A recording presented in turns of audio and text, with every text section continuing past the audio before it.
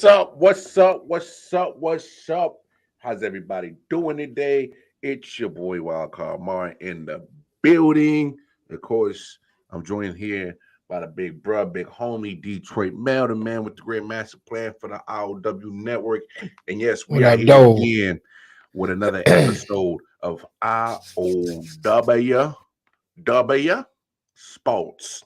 You get a little country with it. That W. That W?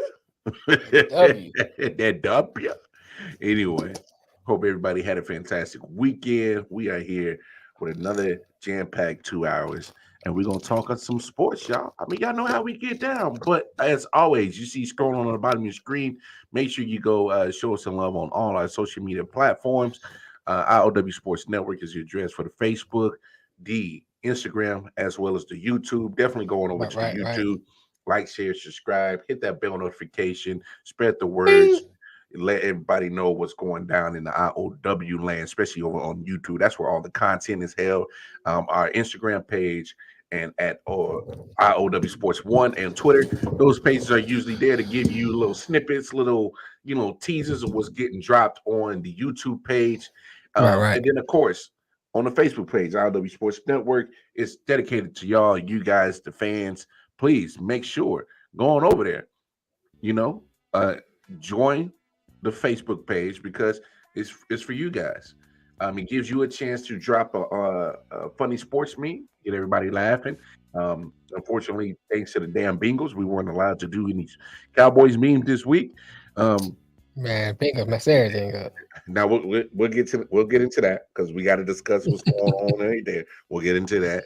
Um, it gives you a chance to drop a sports take, see who agrees, who disagrees, and hey, you got your own content. You got your own sports podcast, regular podcast. Hell, you got a small business. Please go on over to the Facebook page, IW Sports Network, and drop your content, drop your website, let people know what you got going on, goods and services that you provide, content that you provide. But most importantly, go on up to the top of the page. You'll see this handsome, devilish chocolate guy right here named Wildcard Mar. He is rocking some I.O.W sports merch that is provided by Detroit Mail J. Edwin Collection T-shirt Company, and the link is attached to the top of the Facebook page. It's pinned up top. You'll see it. You can't miss it. Can't miss it. But one thing you can't get off that link is you see these. You see these official snapbacks, the RW Sports snapbacks that me and Detroit Mail are rocking. In order to get the snapback, gotta hit the cash app. Gotta hit the cash app. Cash out. Gotta hit the cash app. Gotta hit the cash app. If you want to get the snapback, $30. That's all. $30. Hit the cash app, $ IOW Sports Network. Give us a physical address, and in return, you will get the official IOW Sports snapback. Ah! See the birds? Oh! Oh! Gotta get you one. It's exclusive, baby. Exclusive snapbacks. Let's jump in the comments, see who we got in the building with us today. What up, though, Matt? What up? What up, Matt? Matt got the snapback. He knows what's up. So why don't y'all follow Matt's lead, get the snapback, and you know what? Since Matt's here, let's go ahead and get Matt out the way. Giants won again. The Florida win? Florida won. Florida won. Oh shoot! They Matt got it going on. Yeah, Florida was messing around with University of Southern Florida for some reason. They was messing around with USFF on Saturday. I don't know what they deal was. I don't know what they was doing. Oh, who's leading the Pick'em challenge? Oh my God, this guy is up one game and thinks he has such a dominating lead. We'll let him live. We'll let him live. Hey, proof's in the pudding. I ain't gonna knock his hustle right now. He leading. It's only one game, but he leading. We'll let him have his fun in games. Honestly, I think he wasn't the only person that got robbed yesterday. We had quite a few. I'm not saying shaky games, but a couple of games that everybody picked, and then all of a sudden it kind of transferred over the last few minutes, or just some things that you thought were gonna happen just didn't happen. But we'll get into all that. I just want to let Matt know that we see you. We see you. You know, y'all was fucking around with Southern Florida for a minute, and y'all got by him. Okay. And you were messing around with the Panthers. Let Baker Mayfield almost get you, but you got it. Okay, we got you. We got you. All right. And your other million other teams you root for won. I guess Rutgers won and Arizona won too. Okay, we got you. You know, cover all your bases. You good now, Matt? You good now? All right, so you ain't got to sneak this in the comments. How about those Giants? How about those Gators? How about those Rutgers? How about those Wildcats, Arizona, and the other 20,000 teams you root for? You ain't got to sneak this tonight. We got you covered right off bat at the beginning of this show. All right, we good now. All right, let's get into today's show. Oh wait a minute, I get my official. Fuck Nick. Okay, go ahead. Want to get out early? Get it out now. Get out early, you know. He gonna jump on. He said he's supposed to jump on. He's supposed to jump here. You only gonna talk about Jets. No, how you do? Yeah, we be talking about peanut butter and jelly. So how about those Jets, nigga? We ain't talking about that. We ain't talking about that. How you stick that in there? You know what I'm saying? But look, I'm gonna start somewhere, just because I'm gonna start right here. All right. Y'all know how we get down. We ain't huge fans of Stephen A. Smith. Not huge fans. No, we're not. We're just not. No. But I will say this: sometimes when the player is right, he's right. And you know, we're gonna listen to this clip and we'll get into the first game that we're gonna discuss. But in this instance, Playboy kind of right. I would like to remind you that the Baltimore Ravens are a catastrophe. Let me look into this camera and say it. The Baltimore Ravens should be ashamed of themselves. You are an embarrassment to the legacy of previous Baltimore Ravens defense. Ray Lewis, Ed Reed, Terrell Suggs, and the crew, they are sitting there. They're probably going to show up to practice this week and get in the face of the players and saying, do you have any idea how you are shaming the legacy that the Baltimore Ravens franchise stands on? John Harbaugh was the coach, okay, when Ray Lewis and Ed Reed and those boys was winning Super Bowls, okay? He was there, all right? He was there for one of them. We remember what he brought to the table. He is accustomed to seeing a level of defense that is synonymous with greatness, okay? This is not that defense. And I'm talking specifically about their pass defense. Over the last 19 games, look at the numbers. The worst pass defense in the National Football League. You are an embarrassment and an utter disgrace to the legacy that has been established by the Baltimore Ravens.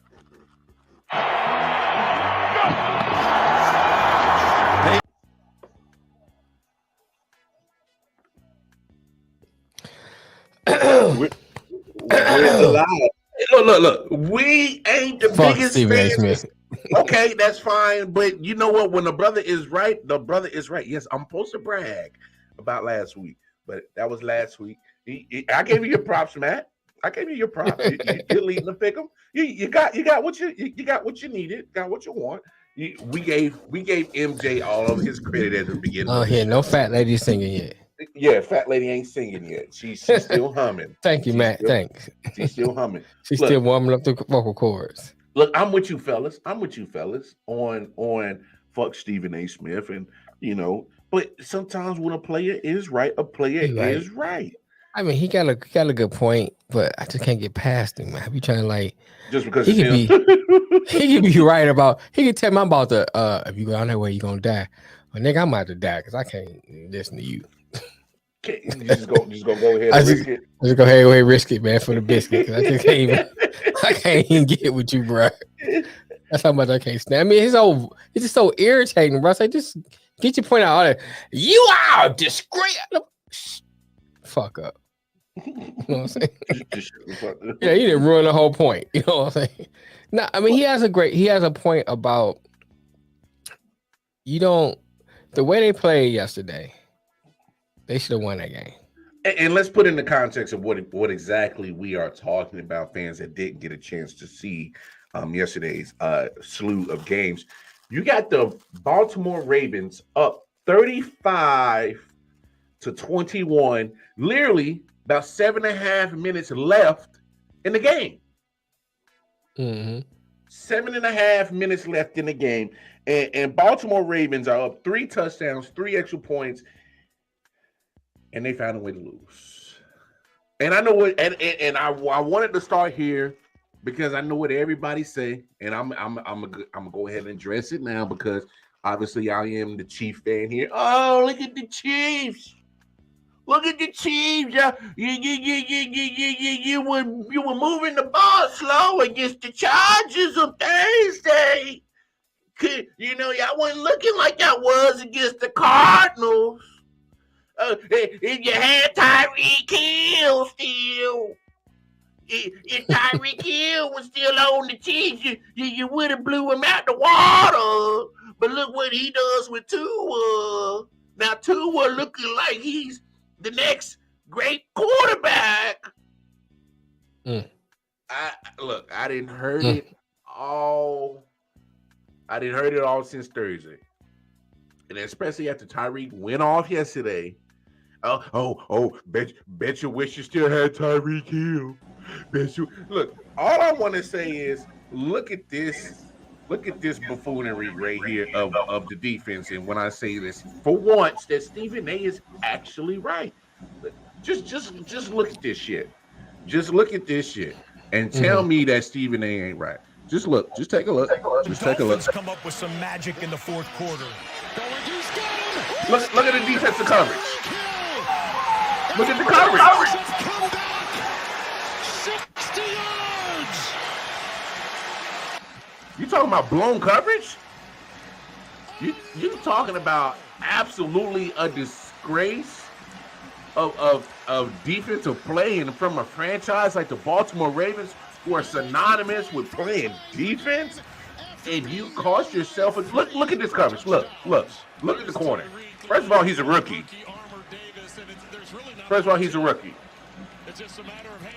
Oh, no back pedal, no nothing. Go back. Yeah, his technique was horrible.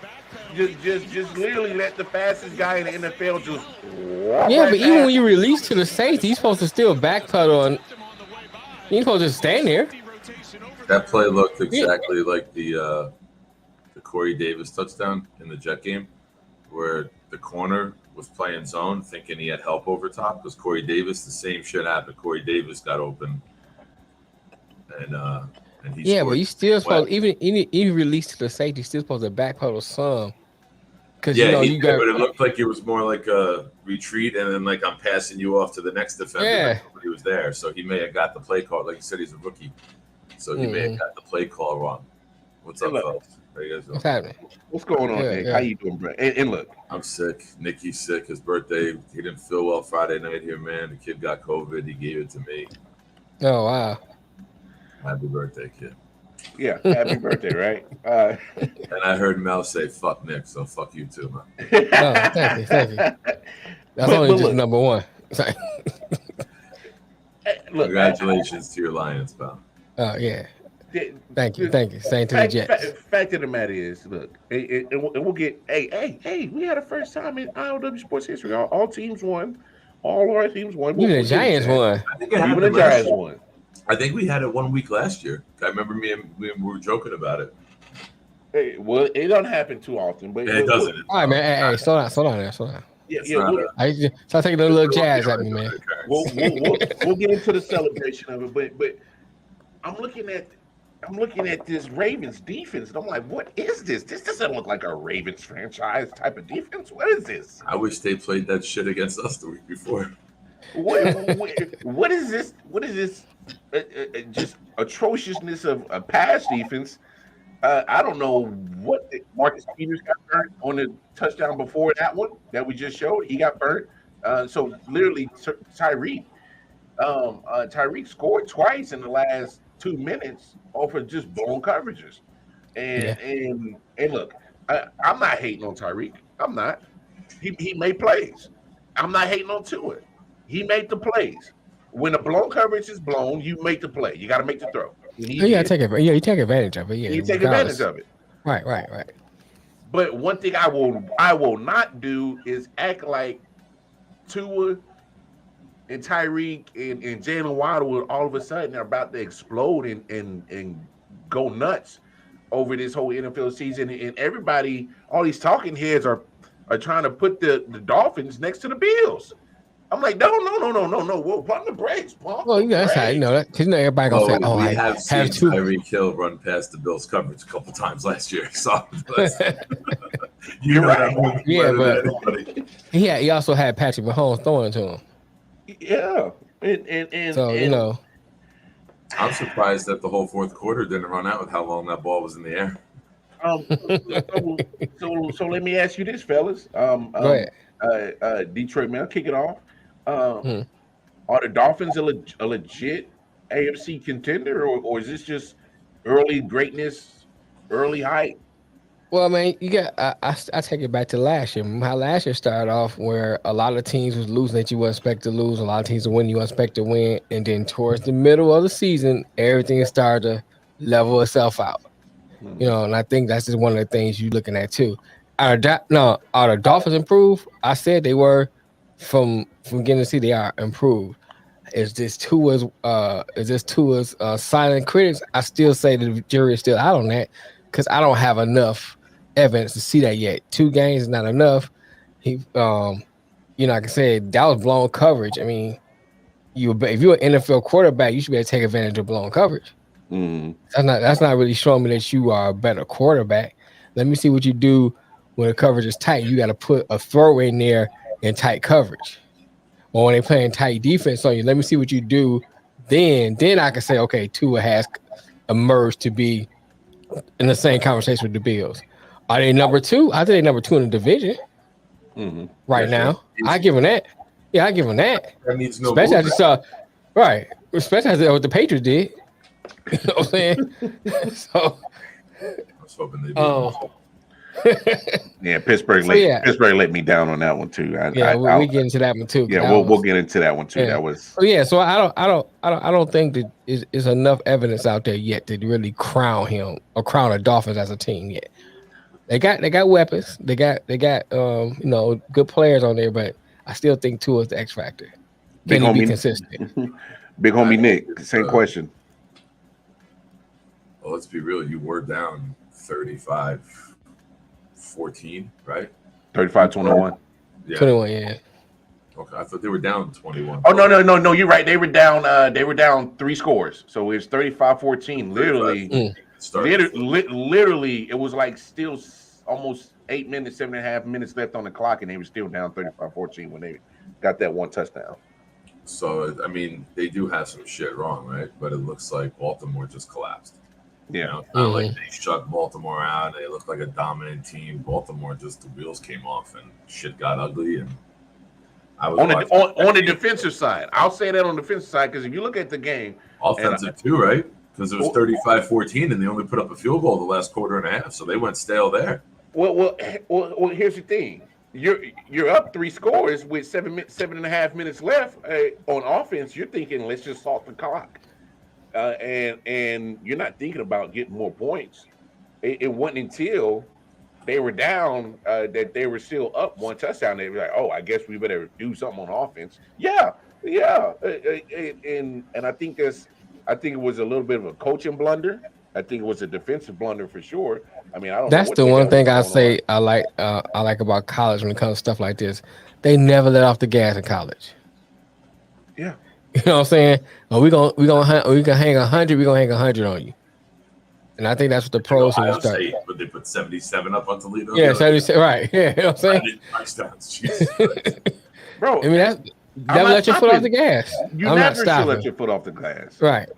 You never know what can happen. You're 100% right there. In October, before I see the Jets score 11 touchdowns, Ohio State on a Saturday afternoon. But I don't know. Look, I will give credit when credit is due. Great comeback by the Dolphins. That is something that you can build on your season. A little a little something that can say, "Hey, look what we did before," you know. Right. But I'm also looking at Baltimore as in you just wasted one of Lamar Jackson's great games yesterday.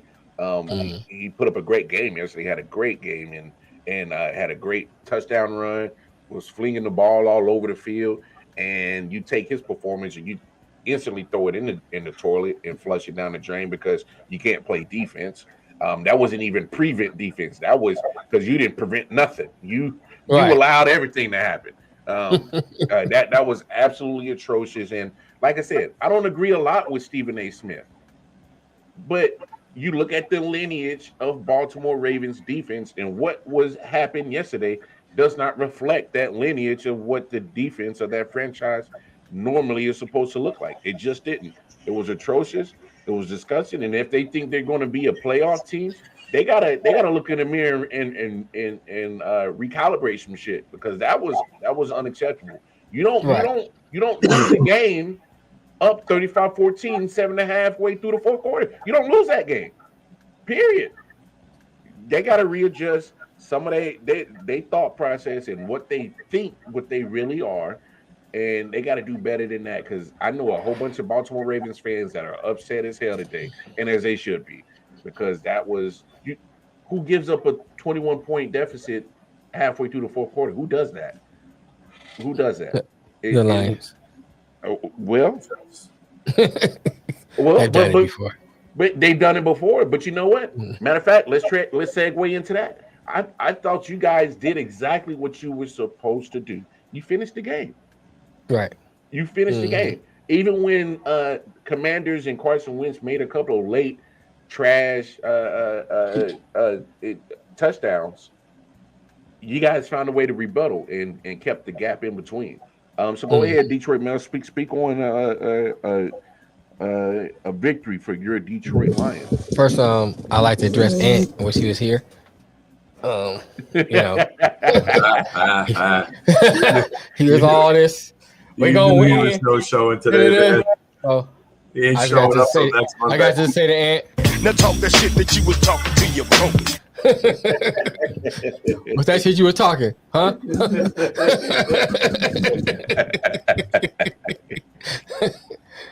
But no, man, the defense played pretty good the first half. I think I don't know if it was the play calling or what it was, but like the second half they kind of let off the gas a little bit, went into a prevent defense, and they were just kind of like then Hutch like he was hurt, and it was gassed a little bit defensive wise, because when soon as they start taking that pressure off of Carson's Wentz, that's when he started scoring.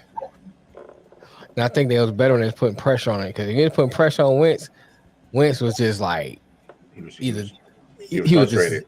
he was frustrated like a mud, and I think that's what they did. But kudos to them, the offense came out and they just no they kept putting their foot on the gas. And they scored when they need to score and kept that distance. Like that one play when Goff threw it to Swift and Swift fell down, got up Mhm. and ran a touchdown. And Yeah. he's supposed to have a broken ankle.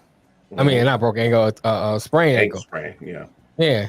So he played well. St. Brown played well. I mean, the offense, and you look at it like this, they had 3 starters on the O line out, and they were still able to run the ball and still able to pass the ball. So that shows a lot of promise for this team offensively. Still defense, they need to still work on some things. I think once they get those 2 things together, they be a team that to reckon with in that, especially in that division. Yeah. That So division's yeah, definitely winnable. right. So I think next year, I give them next year, depending on what they do draft wise and stuff. Um, I think they'd be contended for the number 1 spot.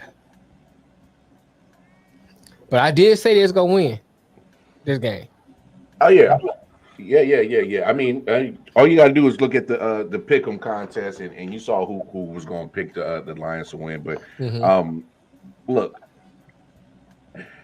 so let me ask you fellas this: what what is now? This is 2 games for the Commanders. They won one against the Jacksonville Jaguars, lost Hmm. yesterday against the Detroit Lions, and I I think Carson Wentz deserves a just deserves a I don't get many slight. right, but I got that one right. Yeah. So is it me, or is Carson Wentz in the right spot? Is he just playing well because it's the probably like the final stop for him, and he knows this, and he has to play well? So what do you think about Carson Wentz's performance? You kind of I like that, Matt. got a slightly better Carson Wentz in Washington. Is it happenstance or just I'll say this, circumstance? man. Wentz does this a lot. You know what I'm saying? You'll see where he plays well for a minute, then he slacks off. You know what I'm saying? This is his game. This is career. You might as well say this is who he is. So I'm not saying this is what he needs to be. This is who he is. You're gonna see now later on doing as the season go on, Wentz gonna start slacking off and messing up. Because look at it like this. He almost lost the Jacksonville game. He had to come back to win that. You know what I'm saying? So it's not like you saying that he's this great quarterback. He almost lost that game. Mhm.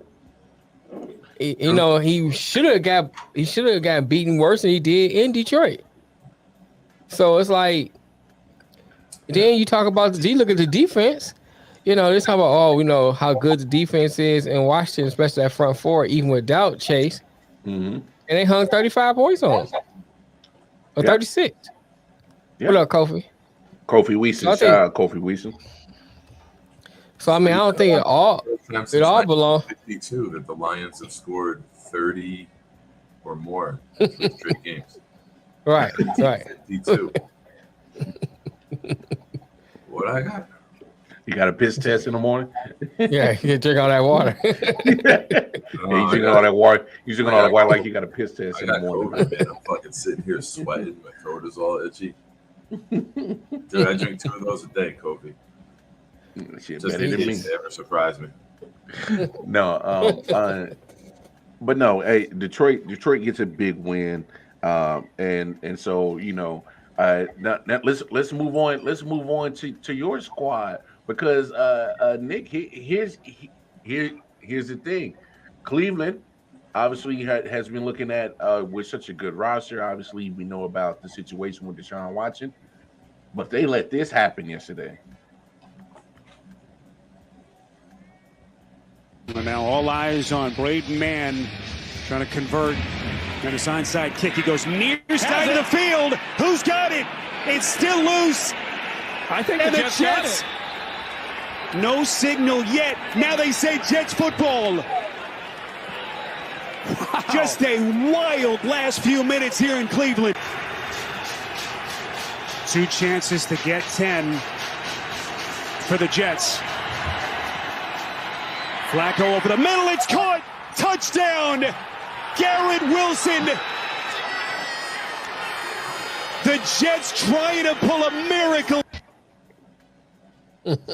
I know you're a happy man today, Nick Sean, but go ahead, man. Tell the world how great of a comeback. Down 13, 2 minutes left, and Nick Chubb decides to score the touchdown instead of salting the clock. And you guys make the epic comeback with not just any quarterback, Mr. Joe Flacco. Joe fucking Flacco, baby. Uncle Joe, baby. That's what they call him. That's what the players call him, Uncle Joe. Go ahead, spit. 700. Talk your shit, man. Talk your shit, bro. I'm not gonna talk shit because we were down by that much, right? Like that's not good. Right? There's some shit that needs to be fixed, but it's always easier after a victory, right? 771 straight NFL games, teams were down 13 or more at the 2-minute warning, and they all lost. I will admit, when the game ended, I was over at my buddy Ray's house. His dad was there. A couple other guys were there.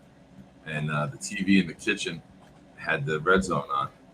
And then in the living room, after Chubb scored, they switched to see the Giant game. So I didn't get to see the Corey Davis touchdown. The guys watching the red zone in the kitchen, no, the Jets just scored. They're about to try an onside kick. I'm like, God damn it, Ray. Put the fucking game back on. Put the game on. We see the onside kick, and then the touchdown to Wilson, who had his coming out party. This kid's going to be a star. This kid. Yeah, he balled yesterday. His route running is so filthy. He's always open. The league average is 2.6 yards of separation on a route. He's at like almost 3. So he's above average for getting separation. I can't wait to see Zach Wilson come back to get some movement. You can move the pocket, you can roll out, you can mix in the play action. The playbook will open a lot more. Joe has done a very good job. Right? Rookie. Fucking rookie. If I asked you to name the 3 leading passing yardage guys in the NFL right now, could you do it? I know Tua's up there, Flacco's up there, and then Jared Goff. maybe Jared Goff. Yeah, I don't know. Wentz? Wow. Okay. In the top 3, like what the hell's going on in the world? So it's a good comeback. It's very improbable, right? Like I said, 771 straight situations like that you lost. So you can't count on that to be the game plan every week. You got to play better the first 3.89 quarters. Right. So, it's nice to get a win, but like I said earlier, it's easier to fix shit after a win than 0-2. Here we go again. You saw I posted. Everyone was tweeting. Barstool tweeted. Who starts 0-2 every year? The goddamn Jets at 355. That's what they're gonna win. So you're 1-1. You got an 0-2 Cincinnati team coming in this week who's got some issues protecting. Carl Lawson's having a fantastic start to the season. I know he's only got half a sack. He's winning almost 30% of his pass rushes, which is an insane number. His pressures are up, though. Say again? His pressures are up. Yeah. So I'm not scared of the Bengals right now because No, nobody should be. Strength is up front, and they like to throw the ball downfield. And what we saw Cleveland do yesterday, Brissett went 22 of 27, like quick passes, get it out, don't let the pass rush be a factor. I hate the zone in the NFL because any quarterback, even the Tua type, can make the throws, right? So the zone pisses me off. One of the touchdowns yesterday, Gardner was playing zone. The safety played man, and they had a wide open touchdown because of the miscommunication. So if you're playing man, you know who your man is. It's easy, right? So we'll see. We're young. We're gonna lose games that are frustrating, like we lost to the Ravens, and then you don't expect to win like that, but whenever you win on the road, it's a good thing in this league because that's tough to do. Well, and I know you say not expecting to win a game like that, but here's something that I think Jets fans and the whole Jets organization should be proud of, because last year, year before that, and numerous years, that's a loss. Down 13. They would have recovered the onside kick and scored it. Like that would have been like Jets of the past. Yeah, down 13 with a minute 55 left on the clock. More times than not, that's a regular Jets loss right there. Yeah. That is a regular Jets loss. And the fact that you guys had the grit, determination, and this is what I love. Not just about the Detroit Lions and what Dan Campbell is doing, but this is what I love about the Jets and what Robert Saleh is doing. You got to change the culture. You got to change the mentality. You got to change the way that you think. You got to change the way that you approach the game. Yes, have fun, but understand that this is the job that you, in the profession that you chose to do, and not a lot of guys get the choice to actually be a part of it. And now that we are a part of it, let's take advantage of every opportunity. You didn't quit. You played 60-minute football. That is exact. Oh, we got somebody. We got somebody. Oh, now it's luck. Now it's lucky. Give it up. Now talk the shit that you was talking to your coach. Hey, and they were waiting for you, bro. They were waiting. They was waiting for you, dog. They was waiting for you, man. They were like, "Where Ann at? Where Ann at?" But no. And I think literally both Jets and Lions congregation and organizations should both be like, normally those would have been games that we normally would have lost. Those are games that normally last year and definitely for the last 10, 15 years, those are games we lose. So Mhm. so it's like, to me, and just to being an outsider looking in at both your franchises, those are both games that, hey, let's start building on this building block win. This is a building block win. So now Right. let's start. All right. So now that we know the feeling or it feels good to win, let's break down the film and let's act like we didn't even win the game. And let's look at the things that potentially could have cost us that game, and let's turn that around. Let's clean that up. Let's let's Mhm. let's It's not a we've arrived moment, but Yeah. it's like, all right, we got to start taking notice of these teams, right? And that's Right. what we talked about all offseason. Now it's like we're gonna have improvement this year. Both of us were on the same pendulum. Mhm. Shit. In the same boat, Sorry. yeah. And it's we didn't beat the Chiefs, we didn't beat the Chargers or the Rams. Right. We beat two subpar quarterbacks, but those are games we lose in the past. I remember a game we lost. The Jets lost to Matt Barkley, quarterback of the Bills one year, and they put up like 46 on us. So Oh, wow. to go in and beat, it was a shit show. Barkley threw like 4 touchdowns to, I think, Sammy Watkins it was. But yeah, it's fun to win. It's That's good to Lamar's have- favorite player. Oh, Funny. fucking fucking Hammy Watkins. It's just that Kyler Murray was hit in the face yesterday by a fan after the game with a punch, or like He was first of all, he's out in Vegas and they're Raider fans, so I wouldn't put it past that. Let's just be honest. And no, Raider fans would do something idiotic like that. Yeah, that's that sounds like a just- Raider fan. It has Raider fan written all over it. But good wins by the Jets, Lions. Like I said, I will give props to Tua, but that was just terrible defense from Baltimore. Yes. But in yesterday's game, only game that was on in our area down in North Carolina, the 425, the Cincinnati Bengals and the Dallas Cowboys game. What the hell do y'all make of the damn Cowboys? Cooper winning Rush a that game guy, man. Cooper with Rush that guy. Cooper Rush? Cooper Rush that guy.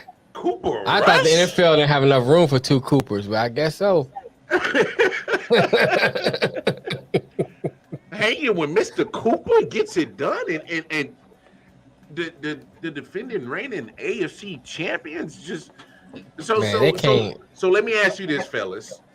After that game, obviously Cooper Rush and the Cowboys win. You look at Cincinnati and their performance. What's the bigger story out of this? Is this the fact that the Cowboys caught a little lightning in a bottle with Cooper Rush, or is it that the Cincinnati Bengals just look absolutely lethargic as hell? Joe Burrow can't stand up, right? That line still sucks, and they supposed to improve the line. It still sucks. How in Joe what Burrow 2 spent games? Joe Burrow spent more time on his back than Mel's victims. Well, maybe sleep, so don't count. These are bro. Allegedly. Humorously, only humorously. Satire. Yes, let's go with humorously. These just jokes, y'all. Please don't take us off the air. We're trying to make it. Hey, Yeah, man. We can't make it a Pat McAfee money. We get kicked off the air. Right. But yeah, man, they need to do something about keep my man upright, man. That's ridiculous. You know what I'm saying? And they supposed to address this thing in the offseason and still look. I think in 2 games, he's still been like sacked 7 to 9 times in 2 games. Now go ahead, continue, because I'm going to pull it up how many times. Yeah, I think that's a stat. I can't remember if it was 7 or 9 times. That's 7. ridiculous, man. 7 Is it 7? 13 total for the season in 2 games. That is 13 yesterday. Thank you. Yeah, that's ridiculous, man. That is ridiculous, especially when you saw what happened to him last year, and you still having the same thing happen again this year. That's ridiculous, man. I think that's the biggest story. It cost you a Super Bowl. Cost you a Super Bowl, bro. And that's why it cost you a season. Cause you 0-2 now. You ain't into the tough part of your schedule. and you can't keep your quarterback up right. Chiefs linebacker Willie Gay has been suspended for the next 4 games of the regular season. Clearly, the NFL is anti-gay. That's the text I just got from my buddy. Wow. Yeah, breaking news just came in from Field Yates. I don't even know how to back that up. How to follow that. That's what Willie said. No. Willie was going to get arrested because he was going to get suspended anyway because he had got arrested over the offseason for I can't remember what it was. He had to spend a night in county. It might be a domestic violence issue if I'm correct. Oh, okay. And so he had that situation over the summer, and he did get arrested by KCPD. So I think Chiefs fans kind of knew this was going to happen. The NFL they're just now making a ruling on it. So I mean, y'all saw how long it took with Deshaun make a ruling on that shit. So NFL's behind. So yeah, but Cincinnati need to do something, man. Then their special teams suck. You saw that in the Pittsburgh game. Mm-hmm. So they got a lot of issues they need to clean up if they expect to even make a playoff. Yeah. We ain't talking about repeating what they did last year. We talking about just making the playoffs. When you add a couple new pieces to the line, it always takes a little bit to gel. I understand that, but I just 13 times? I hope the gelling don't happen this Sunday. Ungel for one more week. I mean that's a lot of sacks to be given up so early. Yeah, man, that's a lot of sacks, man. Because we all remember what happened a couple of years ago with Joe Burrow. His rookie season was looking good. It was still getting sacked a lot early, and then next year, 5-6 games in, he's done for the year. Right. And I'm not saying that is going to get to that level. But that's Lamar. That's something Cincinnati I blame them for because this is your valuable asset. You saw what happened to him his rookie year. Mm-hmm. So from his rookie year to his third year of the season, you still have not addressed that issue. Well, no, they addressed it. They fixed that issue. Addressed it, but they didn't fix it. They've addressed it. Now, my thing is, you get Kappa from the Buccaneers, you thinking that he's one of the best guards. He's learning a new system. I'm not sure if anybody can look it up. I'm not sure of how many snaps this O-line played in preseason. I'm not sure. But the fact of the matter is, they're not gelling well. They're not being cohesive. And Nick has a point. It's 2 games in. Now, if they're still giving up 6-7 sacks in November, December, yeah, we can beat this horse and have a legitimate case and be like, yo, now come on now. It's November, December, and y'all still allowing 7-6 sacks. You guys are nowhere close to a playoff team. We can have that discussion and be spot on the head. But what I think gonna happen, trust what I tell you. And you might be right. I think what we're all trying to say is that, hey, this is the same situation that cost you a Super Bowl. I get it's Aaron Donald, but it wasn't like Von Miller. Von Miller had a presence in that Super Bowl as well too. You failed to protect, and literally, if y'all look at that last play on that 4th down when Donald came in, had Joe Burrow had one more second, Jamar Chase had burnt Jalen Ramsey on his right side for the 10th time. And we can easily be talking about Cincinnati being Super Bowl champions of last year. Mm-hmm. Yeah. That's how important it is for this organization to make sure that the money that you spent on that online, that it comes together. Because earlier in 2022, you can been raising up a Lombardi because you failed to protect. And now that same issue is still going on. Now you're getting talked about with the talking heads. Now you're getting talked on cats like us. Be like, yo, I thought y'all supposed to have fixed this. Right. I still got the same problem. You go get a new hoe, but she's still cheating on you. So the problem must not be them. This must be you. Cincinnati fails to protect Joe Burrow's on his back. I failed to protect. I got 4 kids. Just saying. Yeah.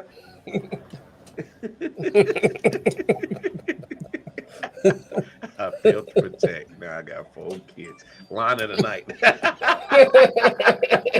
Line of the night. I failed to protect. Now I got 4 kids.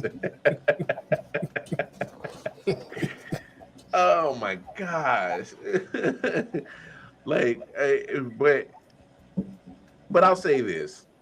Is something told me to switch my pick to Dallas because I was like, man, I just I knew they couldn't was do it, gonna have. man.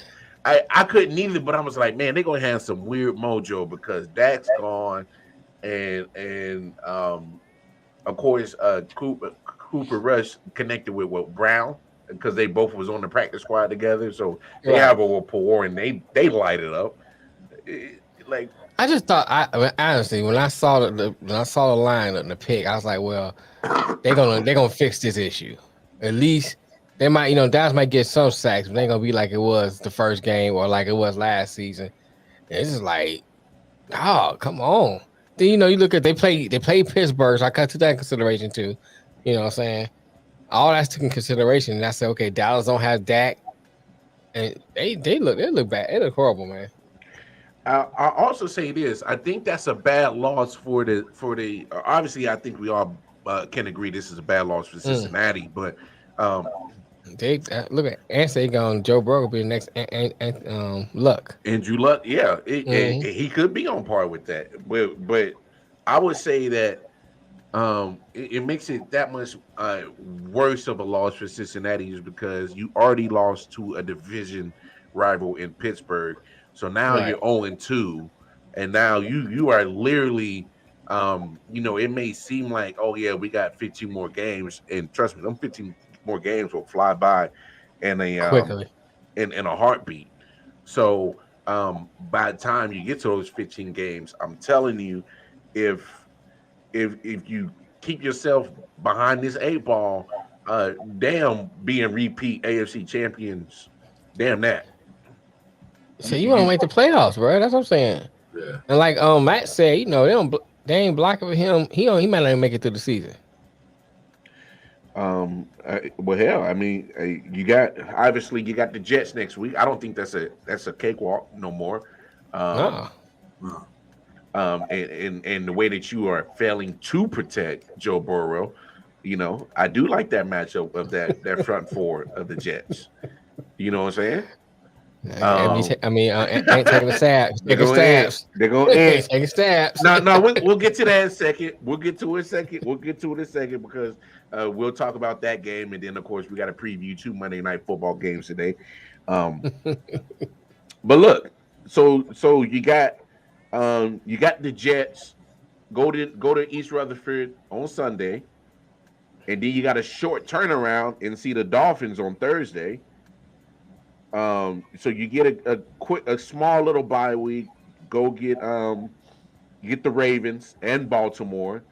Mm-hmm. You see the New Orleans Saints. You know what I'm saying? Right. You get a little bit of a relief against the Falcons, but then you get a division game against the Bengals. Against the Browns. See the Panthers. Then you see the Steelers again. Titans. Chiefs. See the Browns, Buccaneers, Patriots, Bills, Ravens. So how I see that schedule, I think they already behind the 8 ball, like for real. What's up with Ant, man? What's up with Ant, man? You taking jab left or right? Matt's not. Anthony's not having victory Monday. He's having hater Monday. Hey, Ant in straight hater mode. Hate. Next motherfucker see anything get shot. But hearing that Bengals schedule, bro, like I think they're already behind the 8 ball, man. They're only half a game. One game out in the division. No, you're talking about compared to not only that, but look at their schedule too. They got a rough schedule, man. Yeah, but if that line is fixed, once that line gels, they'll be all right. I don't see it going on year long. Zach Taylor's an innovative offensive mind. He'll figure ways to get the ball out quick and get it in Chase and Higgins' hands. Oh, Chase is going to ball. Chase is going to get his numbers. All I'm saying is Joe Burrow gonna make it through the whole season? That's my thinking now. Is Joe Burrow gonna make it the full season? Not at this rate. I don't even know if he gonna make it to the trade deadline. I mean, you can get hit once and then that's the injury, right? Or you can get Yeah. hit 70 times and they're simple sacks where like guys are falling on you, like you kind You gotta start doing like Brady do. When Brady gets, he just fall with you. He come in, he goes down with you. Yeah. He make sure he don't get hurt. Exactly. It's not the quantity of the hits, it's the quality of the hits that can hurt somebody. So one hit, as we always say with sports, one hit can change your whole career. He can get sacked 80 times and never get that big blow up injury hit, where he cracks ribs or concussion or knee. Right. So I think they'll be all right. I like them. I don't like them this week, but I like them. And, I think they'll be all right. I just don't want it this week. It's I just think that just with that schedule going on, and it's not an easy one. This is going to be the make it or break it portion of their season, where in the next 4 games, because it's going to be a hell of a gauntlet. Especially doing with that Thursday night game, literally right after going against a physical Jets defense, and that will be a physical matchup for the Jets. So you look at that short turnaround, and literally just because they got almost probably like a 10-day off, little bye right there. I think Oh yeah, Brady's getting hit because he's having the same issues. He's having O-line issues too. But like I said, with Brady though, one thing Brady does, he goes down. Well, just that, but that sack come, Brady goes down. Oh no, he don't take the hit. Huh? He curls up like a battered wife. He curls up. He's petrified. He does though. He does. I'm sorry. Brady be like, I should wash the dishes. I'm sorry. Where the fuck is my chicken at? What you doing, bitch? You opened your own Facebook account? You know we got a joint. I'm sorry. Well, he do know, man, but I keeps him from really getting hurt. These are jokes, y'all. These are jokes. I know how 2022 get down. These are jokes, y'all. These are jokes. Right. I know you're not getting fined for breaking the Microsoft Surface. Nah, the team probably finds them the cost of it. It's $1,000 when your wife makes $500 million. Yeah. Right. Well, I don't know the way things. If he can pay for all these face surgeries, I'm sure he can afford Microsoft. The way things sound right now, sound like her money is her money and his money is his money. Yeah, That's what it sounds like right now. That's what it sounds like right now. Every time we play them, I'm sending a shipment of Microsoft Surfaces to them so we can break them after every drive. But you know what? I gotta give Tom Brady and the Buccaneers credit. They had a lot of injuries at the wide receiver position. Obviously, you saw the ejection with Mike Evans. That got himself suspended 1 game. Speaking of which, the hit of the week too, by the way. But no, I'll give Tom his credit. Go down in New Orleans, and I thought New Orleans was going to be was going to take over the South, but not so fast, my friend. Not so fast. Like Lee Corso would say, Kamara really hurts though, man. Oh, obviously, of course, not having Kamara and what's in there? Run bad though. Tom Brady only scored 1 touchdown. The defense had the other touchdown. So Brady has scored 2 touchdowns in 2 games. But he offense. Hey, and that's fine. Tom Brady did enough. He did what he always done for the last 25 years of his career. He does enough. Lets the defense win the game for him. He does enough. and the defense had a hell of a game. They obviously turned over Jameis Winston turns back into the crab legs, and he's throwing his his turnovers. So you do get that. But you're Brady went Brady went 18 of 34 for 190, 1 touchdown. Is that not a Tom Brady stat line for the last 25 years? Oh, I know. He puts up some good ones, but and then Fournette went 24 carries for 65 yards, 2.7 a carry. So they're missing. They're not doing well. They only scored one touchdown against the Cowboys. I think they kicked 4 field goals, right? They scored 19, right? It was 7 and then 12. Hey, look, So I said the wheels are going to fall off. No, I know you're not anointing them, but I'm just waiting for the wheels to come completely off for this goddamn guy. And I hope this is the beginning of it. Look, I'm only giving credit because that was the monkey that they need to get off their back. They were 0-4 against them. They go into New Orleans, and it was a very physical game. Obviously, the tensions are always high with these two teams. This is not the first time that Marshawn Lattimore and Mike Evans have gotten to a fracas or fracas, wherever, depending on what region of America you're from, how you pronounce it. They've done this before, and now it cost them a game, and it's against the Packers.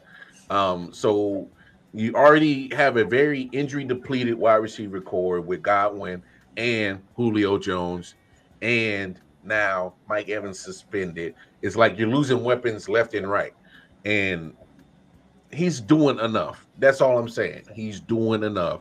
And letting that defense looks good right now. I can't even cap. I mean, it's the same defense that we thought was just being, opportunistic over certain opponents who always happen to be missing certain people. And hey, they balled yesterday. That defense definitely for sure balled. They're healthy, and honestly, man, it's not so fast on giving the South to the Saints yet. Not so fast. I might have been a little bit premature. Winston just went back to being old Winston. That's why. For real. I don't know, man. I still think it's gonna be a battle between those two. I think the next matchup between the two, I think the Saints gonna win. I think they'll split it down in Tampa. They get Kamara changes. Yeah, I think because Kamara comes out the backfield, catching out the backfield, also running. Hey, just a little caveat. Just a caveat. You gotta pay attention. So, as Willie Gay gets suspended for 4 games, as the news dropped while we're on air, don't be surprised because Kamara still has a situation that he has to get handled for assault case down in Vegas, and y'all see how the NFL is handling everything this year. It's like they're trying to be damn near Judge Dredd all of a sudden and trying to make sure that they punish everybody for doing anything this year. So let me don't be surprised if you see a suspension for Alvin Kamara. Don't be surprised. I'm watching the game, right? So I'm watching the Vegas game.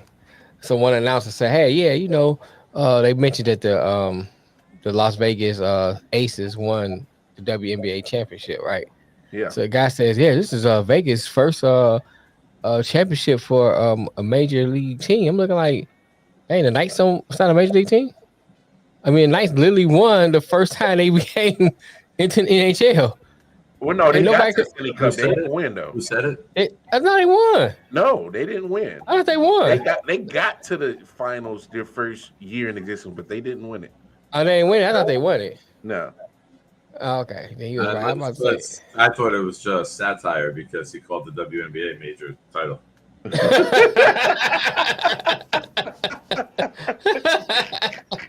That's like saying when I have 2 bowls of cereal, I'm cereal eating champion of the world. I don't know, but that one chick, what's her name? Gray, man, she be balling, bro. I give her props. She be balling. Hey, there was a couple of good performances. Gray, Asia Grant did her thing. Asia Grant, she got the MVP. Yep. And look, when Mark Davis bought the franchise, he paid the superstars of that team, and he got one of the best coaching candidates in Becky Hammond. He did right. And she wins and gets all the awards her first year coaching, and it kind of proves that all the information that she learned under Popovich, she retained it. Oh yeah, and was able to implement that. So it's good to see Becky Hammond get her a championship. But Speaking of not so fast of giving the division over to another team, man, I'm not being biased here, obviously, but not so fast on giving the AFC West to either the Broncos, the Raiders, or the Chargers. I know that's been a lot of talk for a lot of these so-called talking heads. Obviously, the Chiefs beat the Chargers. I think that the Chargers are probably their only competition in the West. Man, but the Broncos and the Raiders look like a complete damn mess. The Broncos, first of all, I got to start with Raiders gave that game up, bro. I got to start here with the Broncos. Okay, Look, I didn't see the Broncos game, so you got this. Russell Wilson does not look good, and then the fact that not only have you already paid for him and you already gave up that King's ransom to go get him, y'all motherfuckers look a like player that's been on the decline. You're seeing the same Russ that we saw in Seattle the last 2 years. They look like Dookie on offense. And literally the only bright spot so far has been Javonte Williams coming out of North Carolina, who's trying his hardest to maintain some type of excellency on that offensive side. But Russell Wilson does not look good. You've already paid him the money and you already gave up too much to go get him. And I think they're going. They was booing that offense, man, at home. How about the play countdown? Because they got tired of the delay of games. The fans started counting down from like 7 or 8 to let the team know how much time was left. They were taunting. The fans are already fed up in game 2. The fans are fed up in game 2. This is what you get when you trade for an over-the-hill quarterback who is small and is losing his mobility. This is what you get. I'm not a Russell Wilson guy. I think he peaked about 2-3 years ago. And since then, there's been moments of greatness. But if you look at his game logs, there's more awful games than there are good games the last Now, I do agree with you that I would say I think Russell Wilson is on the decline, but I would say, in my opinion, I still say he's top 10. I will say this. I'm not liking what Nathaniel Hackett is doing as the new coach who's supposed to be offensive minded. The play calling hasn't been great. It has not. It has not. The play choice hasn't been great. And I get it, rookie coach, but you've been in the NFL in a coaching position for years. So it's not like you can't look at you can't say it's all Russ because you got weapons on that team. And all it takes is a competent quarterback to give the ball to those weapons. I think Russ. I'm saying, but I think Russ is still a competent quarterback. He's better than Drew Lock than what they had before. He lost Sutton before the season even started. Or he lost Patrick. No, he lost Tim Patrick. Tim Patrick. Right. Judy has a sternum injury too, so Judy might be out this week. Yep. Yeah. So that's even worse for him. But so I think it's a combination of a lot of things going on in Denver, man. I don't think it's just Russ. I think it's poor play calling, not playing the preseason game, probably part of it too. Especially in his case, because you coming over to a new team and you gotta get that chemistry and all that stuff down. It's not like you was on this team before, already kind of played with them, and you come into a season. It won't take as long for you to gel than it does you come into a brand new team, not playing the preseason, and you gotta try to gel. So I think there's a lot of those things that you got to kind of consider. They're having injuries on defense. They lost on defense. Their pro safety Justin Simmons. He's right. out for they put him on IR, so he's definitely out for a minimum of 4 games. I do believe Patrick Surtain left the game yesterday. Their star cornerback that they got last year, who could have easily made a case for Defensive Rookie of the Year last year if he wanted to. And so you're looking at the combination of the things. I think I'm right there with you, Detroit, man. There's just a lot of bad things happening early with the Broncos, and they just don't look good. So let's pump the brakes on saying that the Broncos are going to be up there, especially you, Kyle Hurd, because you've been so godly about them. They're not there yet. They're just Stephen A. Smith is here. Kyle Hurd right here. Right there.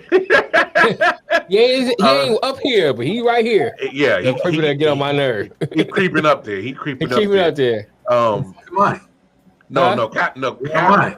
No, Kyler is so off you so many up here. times, bro. Oh, okay, all right. I was just Yeah, you up here. wanted to Oh, I clarify. mean, thanks, Nick, for reminding me. Thanks for reminding me, Nick. Fuck you, Nick. I gotta get at least 3 in a show. You messing up my quota.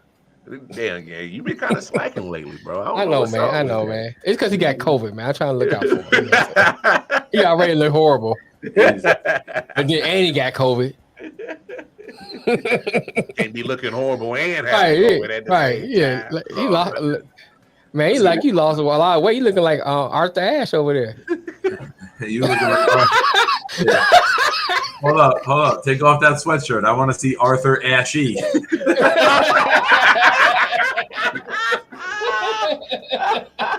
Oh shit!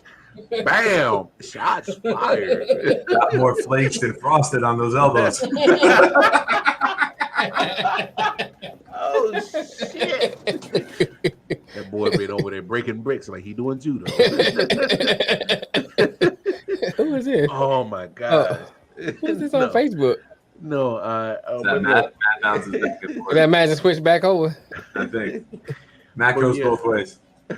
Oh wow! Damn. I think he's doing Facebook. Hey, speaking of Arthur Ashe, I call him Freddie Mercury. Oh wow! Bro, y'all wild today, I hope that's man. him. At least he heard it. I don't want to make it sound like yeah, it wasn't. I opened up the Facebook. Boy, y'all Fuck you, Nick. Hey, but look, we had a couple surprises yesterday, and one thing that I think that we on this show have always been right about was the whole Jimmy G situation, and unfortunately we were right because Trey Lance. I feel bad for the kid, man. Had suffered the ankle fracture, and you knew immediately his season was over just once the card came out. Right. Just because once they put on an air cast, and the old lady, she's a nurse. So she was like, once they pull out the air cast, and it's immediate fracture. Stabilizing it. Yeah, it's They're if you look when he's down, it looks like it's fractured. I think there's 3 fractures, so you probably snapped the tibia and the fibula. So that's unfortunate for the kid, man. I got the hardware in the ankle, so I know that. Man, that is so unfortunate for Trey Lance, man. I like it when I'm right, but I don't like it when I'm right because of this situation. Because to have his season taken from him, unfortunately, because of an injury and a very gruesome and very serious one, that's gonna it's gonna take some time for him to get back.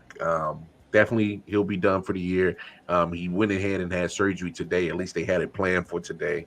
And so they're going to go ahead and get that process rolling as they should. It's done. Yeah. He just tweeted out the picture from the hospital bed after the surgery like 20 minutes ago. Yeah. So, prayers up to Trey Lance, man. Let's get a speedy recovery. Hopefully you can get back to being Trey Lance. But hey, I mean, we said it. I got to kept on Jimmy G now. This is what we spoke about when the whole Jimmy G situation was going on. Do you trade him? And we said numerous times on the show, don't rush to trade him because Jimmy G like gap insurance. Hey, the best insurance there is. It's going to win John Lynch GM of the year. Oh my goodness! Oh my goodness! Because it makes keeping him and not trading him is going to end up GM of the year. Not only keeping him, but getting him to agree to that restructured contract. Right. Yeah. And we're going to keep you. You're going to start almost the whole year, but we need you to take a third of the money. Deal. All right, cool. You're back in week 2. and I think one thing that I did like about how the 49ers did this situation with the restructured contract, they gave him, hey, we're gonna show you love. You got the no trade clause. Okay, you have the no tag clause. Okay, all right, and so we'll give you that as long as you agree to this amount of base salary, which I think it was like 6.25 or 6.75. No, and then I mean, just to show a good faith, you throw in incentives, and so now you put in game started incentives. He's going to get some money because of that now, because obviously due to circumstances, he's your foreseeable quarterback for the rest of the year.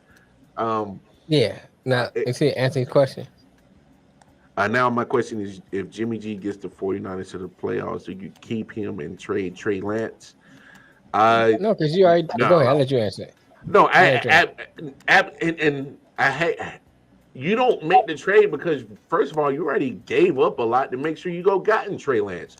And now that's a long-term investment. The kid's in year 2. Long-term investment. And look, and to be honest, even if you tried to trade Trey Lance, first of all, the whole NFL has seen what he's done last year, what he's done in preseason, what he's done in these 2 games, and now they've seen the injury. His value is not nowhere close, or is literally of what you did to give up to go even get in the 3rd position to go get Trey Lance. His value is nowhere close to it.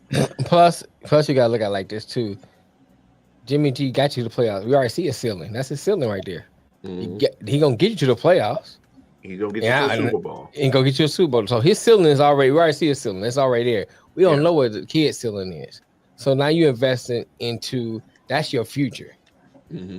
So you might keep Jimmy G around a little bit longer. I think the 49ers are 100% set on Trey Lance as their future. Yeah. Not even a debate. No doubt. No doubt. And Jimmy is literally here right now as that bridge quarterback because they treated it as such since the beginning of the season. Matter of fact, it was probably a month or a couple of months after the NFC Championship game. They treated it as such, as we're moving on from Jimmy if we can, if possible. But he had the shoulder injury. His value was not nowhere close to what you think you could have gotten, or a lot of teams weren't biting on getting Jimmy G because he was going to sit here and try to rehab for pretty much. So Jimmy G just got cleared right before the end of training camp. So Jimmy G is like that side chick to get out of pocket. I mean, I want babies. Oh, I want to come over for Christmas, stuff like that. No, you play your position, bitch. You know what I'm saying? I come see you on the 27th. Right. That's who Jimmy G is. He play his position. I come see you on February 18th. Right. You know how that goes. What is you doing? You get the leftover candy. You don't get Valentine's Day. You don't get Valentine's Day. Your candy half off. They trying to get rid of this shit. You might get Columbus Day. You might get Lambert Day. You know what I'm saying? For sure. Flag Day or something. Right. You don't get no Easter. Right. I ought to make a side chick day. You don't get Christmas. National Side Chick Day. I ought to make that. You don't get Valentine's Day. You don't get Thanksgiving. Thanksgiving. They have National Side Chick Day. It's Thursday. Right before the weekend. Right for the weekend. You don't get the weekend. You get Thursday night. I mean, I'm going to go out and watch the Thursday night football. Arbor Day. Shit. But for real though, I mean that's who he. The perfect day would be Rosh Hashanah, because then you got to have her home by dark.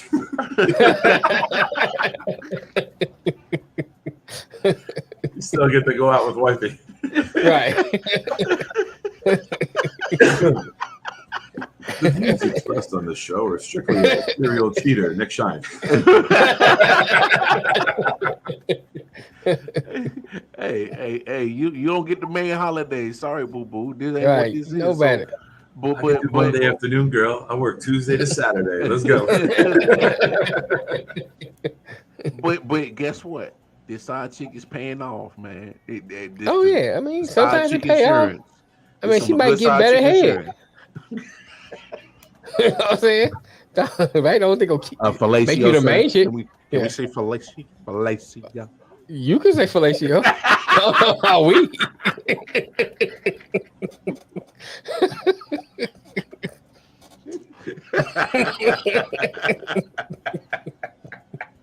Let go on that cow. Check it with me. Yeah, but with Mel, it's not this. It's more this, because she's passed out. Humorously, humorously. Actually,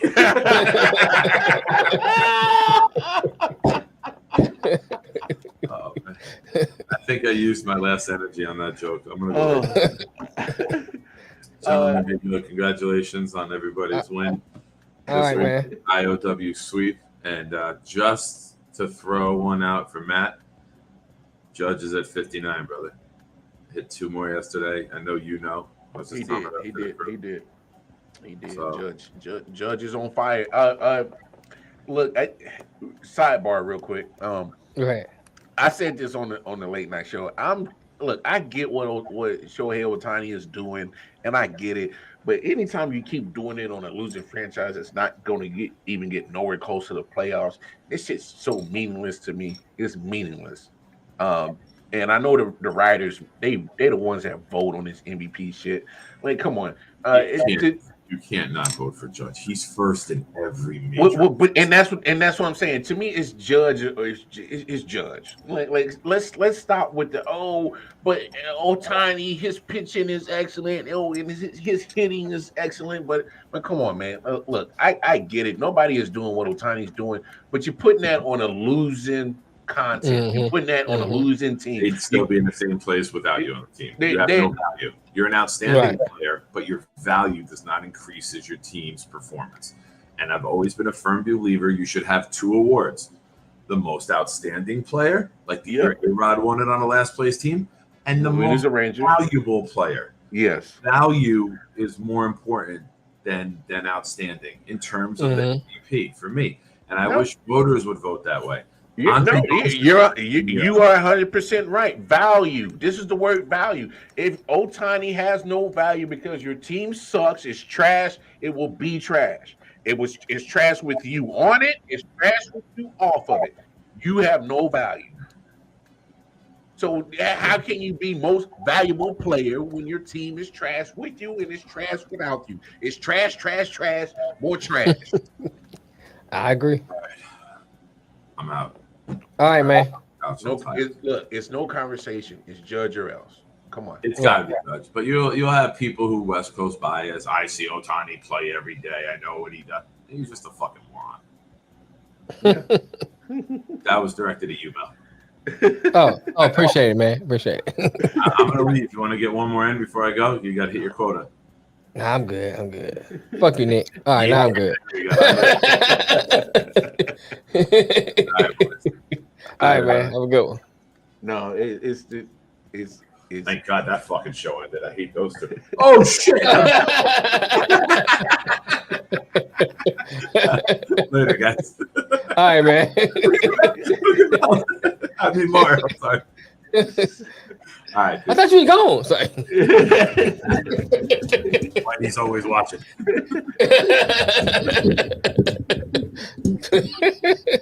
Fuck out of here already. Hey, you're right though. I agree with you, man. I always have been a firm believer of that when it comes to picking MVP because it's in the name, most valuable player. Yeah. So if you take this player off of your team, what would your team look like? Yeah, and I think that's how you gotta assess. Because if you're on a sorry team, and it's not taking, I'm not directing it to particularly to Ohtani, but I'm doing it in a generalization. If you're on a sorry team, your stats in some ways are going to increase because you're on a sorry team. So, for instance, if you're the main scorer on that team, your scoring stats going to increase because no one else going to score but you. Yeah, you know what I'm saying. So I think that, but if you take you off this team, your team's still sorry. How are you the valuable player? Most valuable player, where you got other people where your team is winning because of you, and you take them off, they're gonna lose. You are the most valuable player. You're the most valuable player, at least to that team.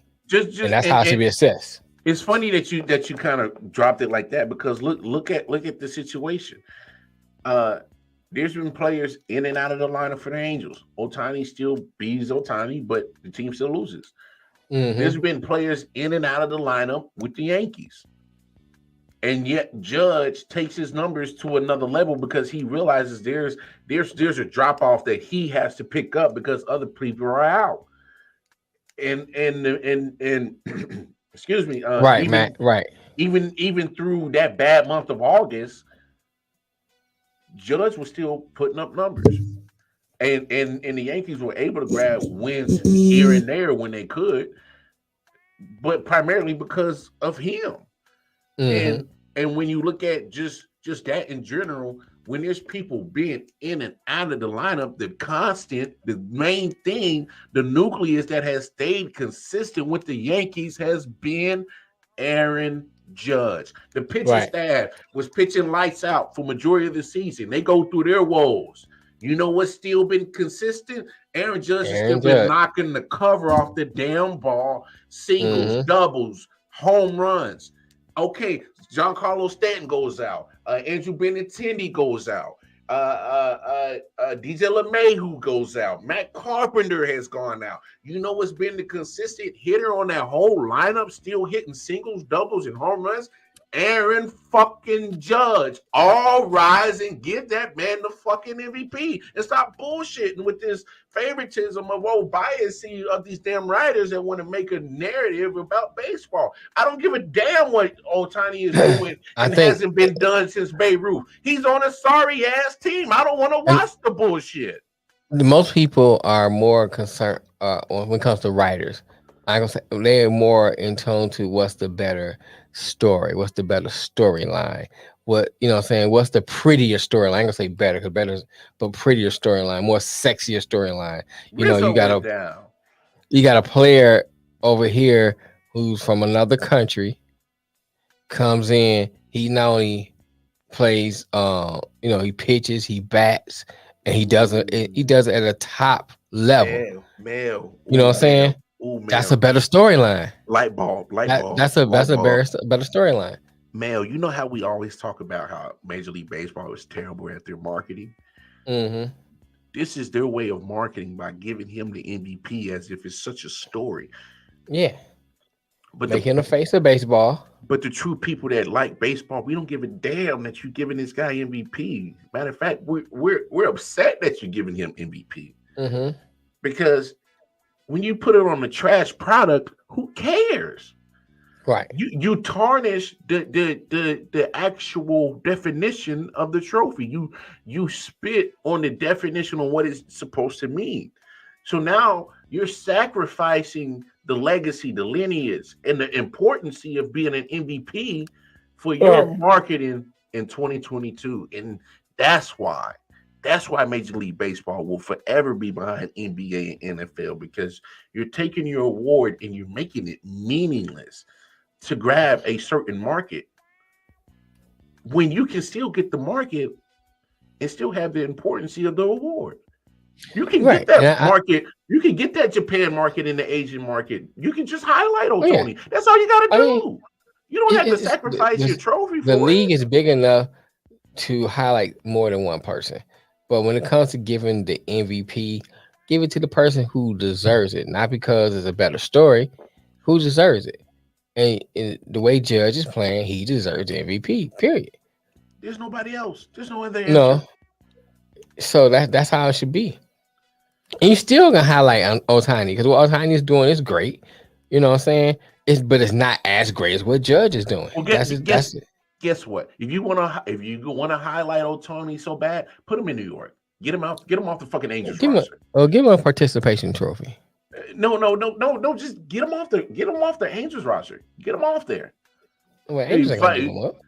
But hell, find a team that'll find a way to recoup him. Hell, you can put him in Chicago. Put him on the Cubs or White Sox. Put him on the Dodgers. Put him on the Giants. Put him somewhere beside there. But get him off the Angels. Right. I mean, I'm with you, Matt. What else can? Okay, so then go give Judge a relief inning. Shit, since the writers love this shit so much, let him have the seventh inning in relief pitching, and then let him still be a hitter in the outfield. How about that shit? How about we let Judge, make a quick little bullpen a little session or some shit, and let him come in and get one out, and then pull him out. If you're so infatuated with a motherfucker that's pitching and hitting in the same game, then give him an inning, because that's the gimmickry that you want, that you so desire so much as writers, and quote unquote makes it your MVP, then give Judge an Emmy, and we'll call it square. We'll call it square. Look, Judge has 8 solid no-show shutout appearances, and he's still hitting 63 home runs. It's phenomenal. It's good shit. I mean, what the fuck you want? Hey, what these bitches want from my nigga? Right. Somebody let me know what these bitches want from my nigga. Tell me what you want from me. Like, damn, what Aaron Judge got to do? Shit. I don't know, bro. It's ridiculous, but that's what we expect from baseball. They're gonna be who they are. Anyway, back to football. As we are. What's up with your boy Matt Ryan? Man, I'm glad you went there because shut out, bro. Didn't you score? Disappointment so far in this 2022 season so far for me. If there's one disappointment, it's the Indianapolis Colts. What the hell is going on? The defense that we talked about don't even look good. Mel. What happened to Jonathan Taylor? No, I'm not gonna blame that on Jonathan because I'm not blaming him. I'm saying, because here's the problem. You got a Pro Bowl running back and a Pro Bowl online. Why does Jonathan Taylor have 9 carries against the Jacksonville Jaguars? Why does Jonathan Taylor not have more than 15? Hell, he should have against the Texans, which you tied because your kicker couldn't make a field goal, but still you were down at least 14 points for majority of the game. So I'm not going to put it all on the kicker. You guys gave him the pink slip after week 1, and tried to put the loss on him because of a missed field goal and overtime. But y'all shouldn't have been down to the Texans. You gave him 31 carries the week before. Okay. How about we look at your defense that couldn't stop the damn Texans? We're talking about the Houston Texans. How the hell you tied with the Texans in week 1 and then you get stomped out by the Jaguars in week 2? 2 teams who supposedly are so beneath you in that division, but they got y'all looking like some chumps. Looking like chumps. Now there's 8 games in a row you can't go to Jacksonville and win. Right. Instead of switching from a running team to a pass team, that's not them. And Matt said, how you get shut out by the Jags? The Jaguars. Wow. Man, I don't know, man. I mean, okay, let me say this. The Jags defense is not bad. So, kind of good, though. You know what I'm saying? So we got to at least give them that. Yeah. However, I don't think they know 2000 Baltimore Ravens, 85 Bears, and whatever year team defense you want to put in there was great. They're not none of them. So the fact you cannot score on them. Come on, man. Matt Ryan was doing better in Atlanta. 3 interceptions. And he had less than Atlanta. 16-30, 195. Now I get it. Pittman didn't play. Pittman Jr., who's supposed to be their top wide receiver, didn't play. Mm-hmm. I get it, but still, just the roster that you got in Jonathan Taylor only gets 1 target in the receiving game and 9 carries. Jonathan Taylor touches the ball 10 times? 10 times. Yeah, that's foolishness.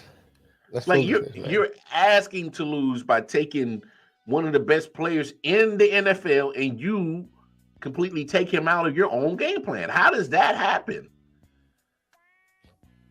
I'm just the Indianapolis Colts do not look good right now. Right, man. I agree with you, man. He said, I understand losing a game because it happens every week, but not a single fucking point. Georgia now. Not a field goal. Not nothing.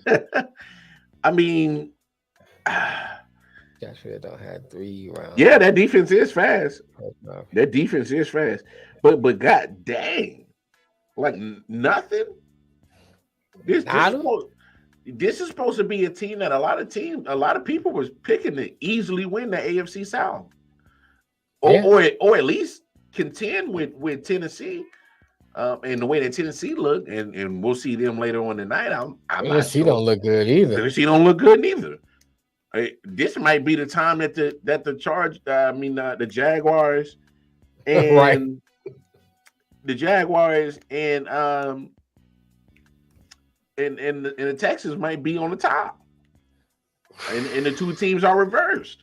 It's bizarre world. It's bizarre world. Hey, say what you want, but right now, say what you want. But the Jaguars and the Texans look better than the Colts and the Titans. They look better than them. They do, man. It's so weird, Titans, man. Well, it's about time for Tannehill's shine to come on off. But I'm saying it looks absolutely weird that this Colts team can't find the end zone, can't find the field goal, nothing. You got blanked. You had to come from behind in one game to tie. And then you can't even get a field goal, a safety. I mean, nothing. That's like taking an SCT test and not even get your name right. You get the points. You put your name on there. That's 3 points, man. You only get the 3 points, bro. Come on. You can't kick a field goal, bro. Nothing. That means you was nowhere near the red zone, and then when you did get in the red zone, your field goal kicker can't even make it. But that's ridiculous, bro. But as embarrassing as the Colts were yesterday, they still don't top the cake as the most embarrassing team yesterday. They don't. They just don't. Vegas. You already knew it. The most embarrassing team that embarrassed themselves. Bro, they had that game, bro. They had that game in hand. You know what I thought too? When Lamar said, every time you say the Raiders find a way to Raiders do Raiders shit. I was like, that's the first thing that came to my mind. Raiders I was watching the game. Do Raiders shit. They was dominating that game, bro. But then here's the thing too. Bro, they was up 23-7 going into the fourth quarter. They were up 23-7 going into the fourth quarter, man. I think too that the way Josh McDaniels coach is not the way the Raiders like to play. What I mean by that, he's still doing that what's good for Tom Brady, that dinking and dunking. That's cool. But then you get down that red zone, you know what I'm saying? They never was really a good red zone team anyway. They was more of, we're gonna air it out, let our receivers, get under the ball and score that way, and then get the yak and score that way. That's how they was built. So then McDaniels cut that out and do that dink and dunk down the field, run, dink and dunk down the field. It's not that game. Not with the team they have. They're not a dink and dunk type of team. So that's gonna hurt them along the way and get them to adjust to that. But even with that though, you had this game in hand. And Kyler Murray wasn't looking all that great. Cardinals was dropping the ball. There's no way you should have lost that game. 23-7 in the third, going into the fourth, man. And excuse me, bad ball control by Hunter Renfrow, fumbled the ball twice. Right. Perfect hit by Isaiah Simmons. But this Raiders team, I'm telling you, all these people kept talking about the West being taken over by one of these teams, the Broncos, the Chargers, the Raiders. I don't see it. Not right now. Well, I don't think the Chargers played that bad in Kansas City. Okay. Chargers aren't far. So I'm not gonna say that, but the Raiders and the Broncos are far away from it. They way away. Not the way they're playing right now. They way away. They're way away from it. I agree with you. I can agree with you to that. I think the Chargers can definitely give the Chiefs competition, but End of the day, you got to prove you can beat them. Yeah. I mean, you gotta beat them. But Denver, it looks atrocious. The Texans Bruh, you made Geno Smith look like Joe Montana. and then struggle with the Texans at home. Right. And I did pick the Texans to win. I almost got that one too, but damn it, I was the only one to pick them too. I was hoping they would because I saw how tough they played against the Colts at home, and then I saw how trash the Broncos looked. I was like, and then they proved me right. The Broncos did not look good yesterday. They barely did just enough more than the Texans did. But it wasn't by a long shot that they beat them. Right. That game was came down to literally the last few possessions. You look, the Broncos look terrible. That offense looks trash. They got bad injuries to keep people on their defense. The coaching is very in question right now. I have no idea what he did to even get considered to be coach of this team and eventually getting the job, because Nathaniel Hackett right now he looks like he's way in over his head. Josh McDaniels looks exactly why he got fired for the first time in Denver and scurried his ass back to Foxborough. He looks hey. I just want to go on record and say I said that. I mean, no, it's on the record. I mean, we got it. Matter of fact, you made sure you edited it and talk about just that section, period, in general. So it's been recorded, and what we said then, we still stand by now, and will be repeated right here. Josh McDaniels, come on now. Oh my God, Josh McDaniels, man. And I said I thought the factor would be because the personnel and not Josh McDaniels. I thought they'd be better just in spite of Josh McDaniels, but the way to me, here's my thing. You go in at anything, if you're a new supervisor, new manager, wherever, when you go into a new situation, you assess, okay, what they do well. Mm-hmm. You know what I'm saying? Who does what well, and where can I get the best out of each person? And then you use that. What up, though, Ryan? What's up, you Ryan? use that, you know what I'm saying, to make a better team along with your philosophy of management. You got to hit you don't go in. You got to hit the bell subscription, the notification. Let you know. You know what I'm saying? In his case, he came in and said, okay, I'm going to fit them into my scheme. Mm-hmm. But you may not have the players that's going to fit in your scheme on that team. You have to go in and say, okay, this is what they did well. They air the ball out well. That's what they do well. They got the receivers that can go up top, get up over the defense, and and score. They got a good running back in Jacobs.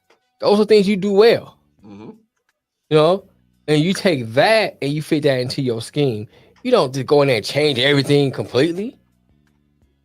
Especially if you don't have that kind of personnel.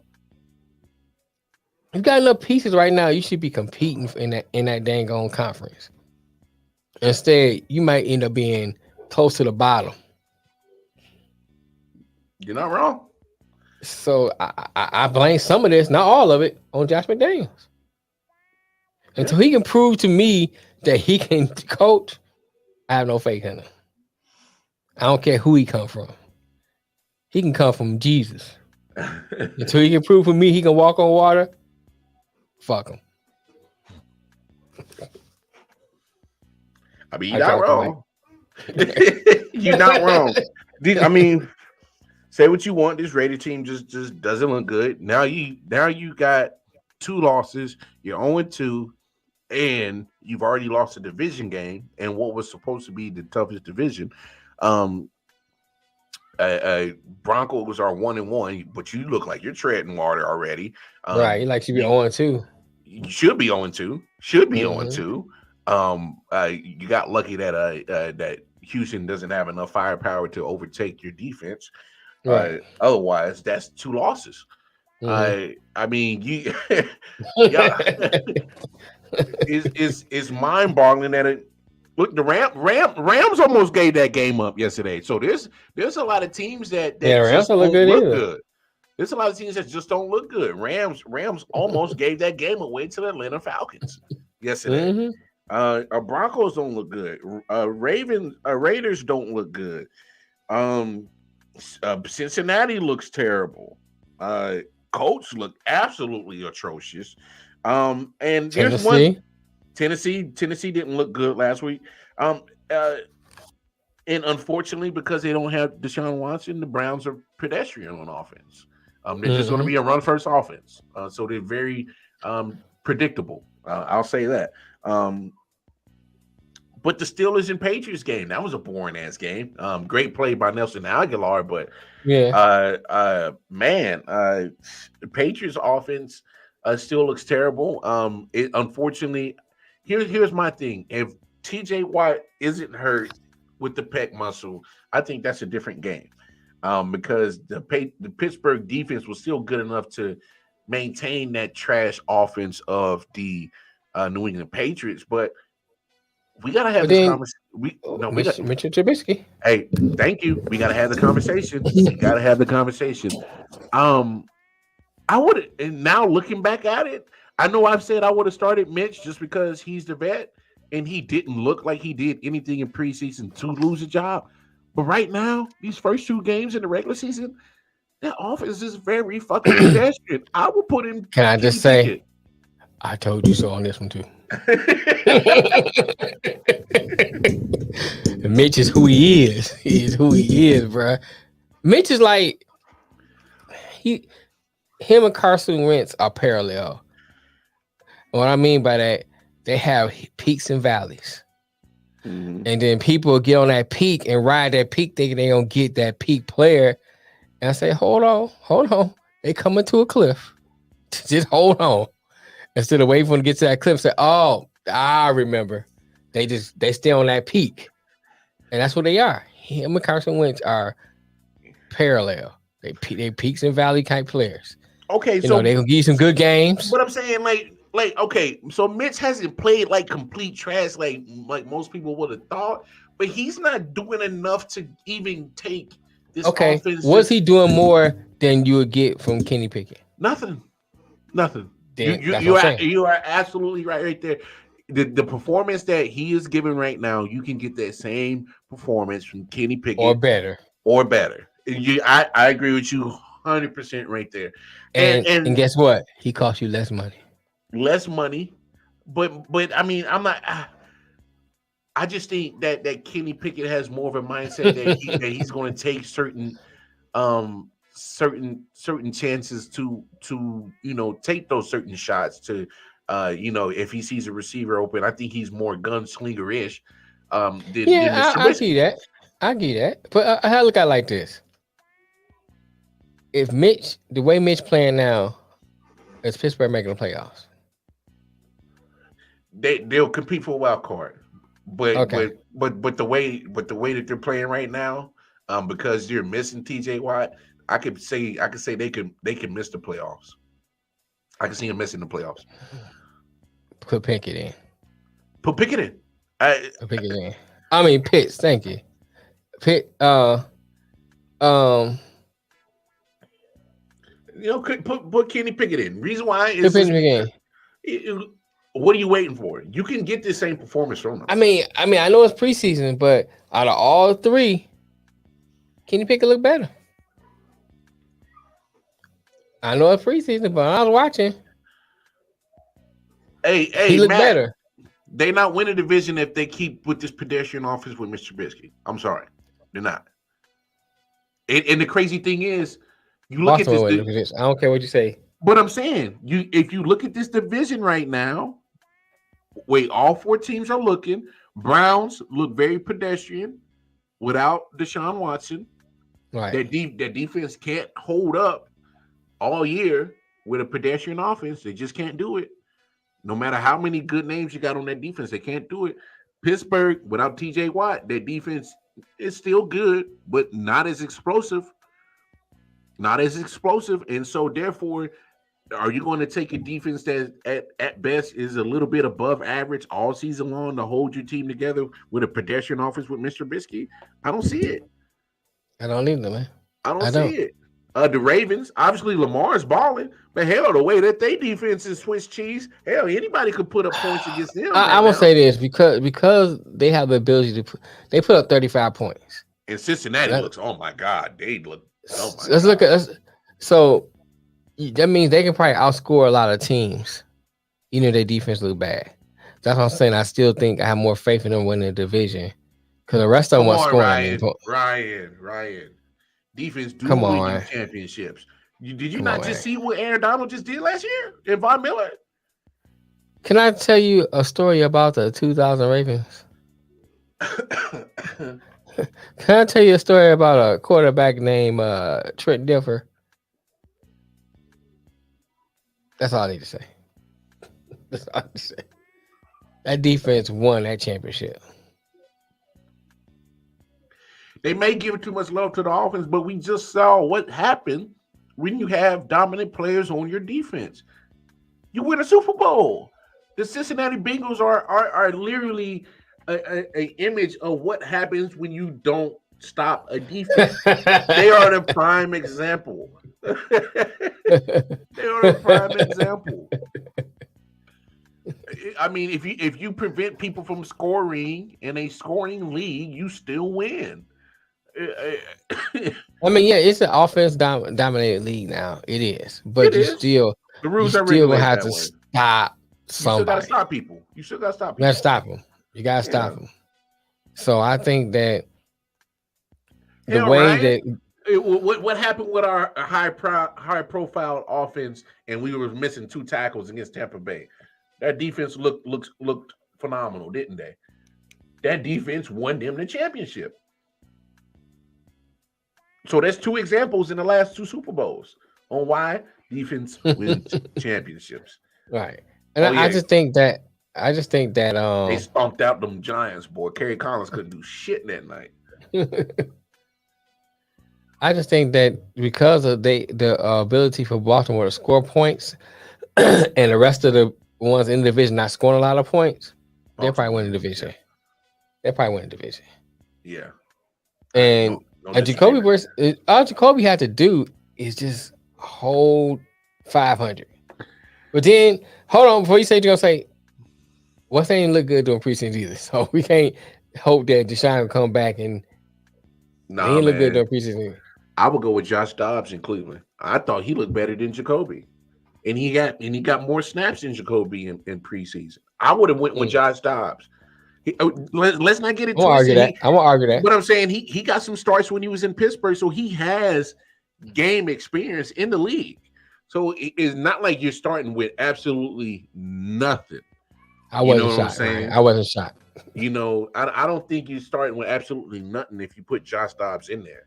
I would put Josh Dobbs. If I was Cleveland, I would really think about putting Josh Dobbs in there. I mean, because really think about it. What are you going to do? You're going to run heavy anyway. Well, yeah, you're going to start off run heavy, but here's my thing. Josh Dobbs is more mobile.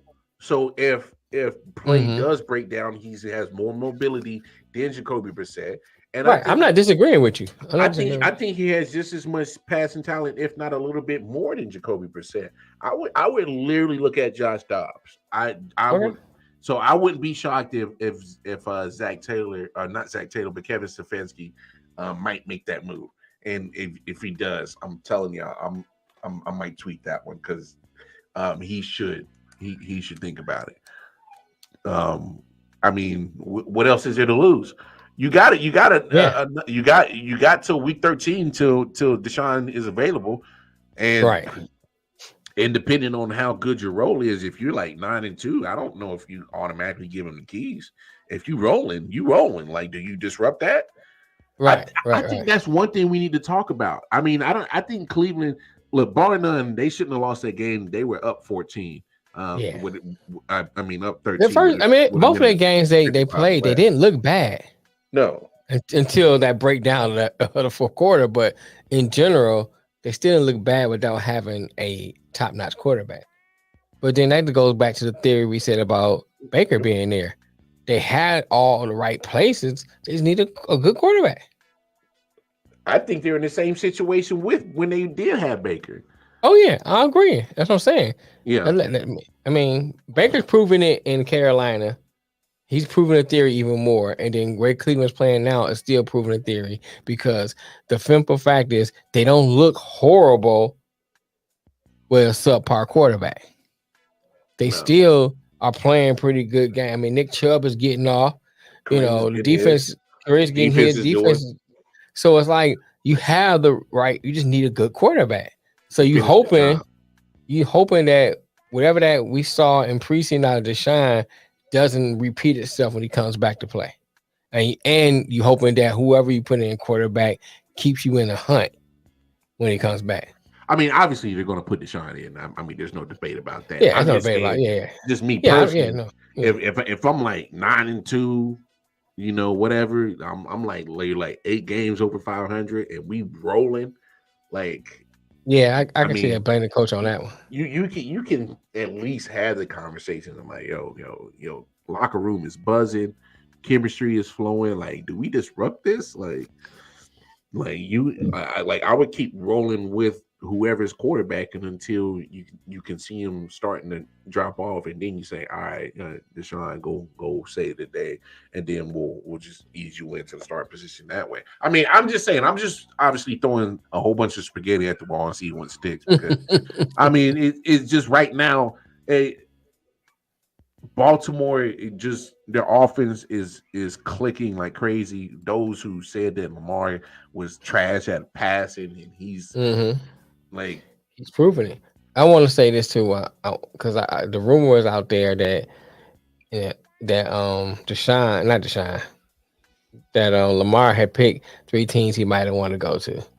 He said Miami, and what was the second? It was Miami.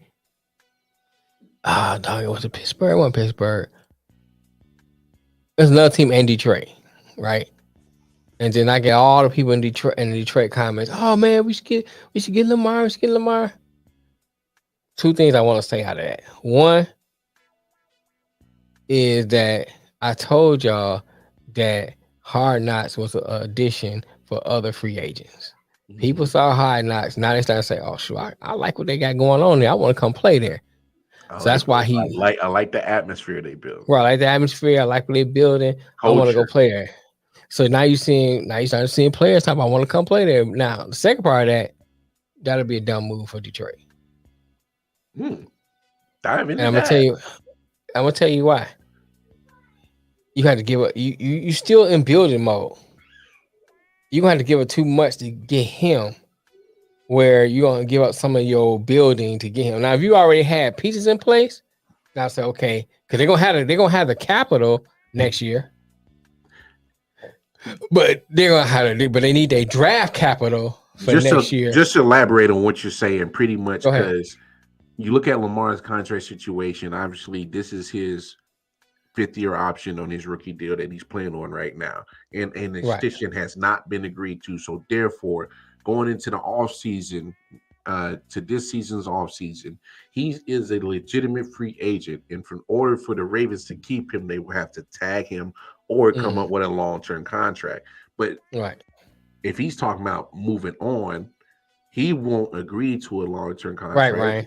They'll say, go ahead and possibly let's do a tag and trade.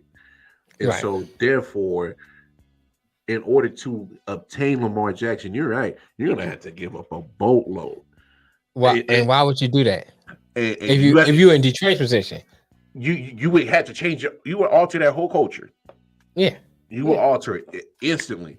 And yes, you in return, you get a 26-year-old phenom of a quarterback.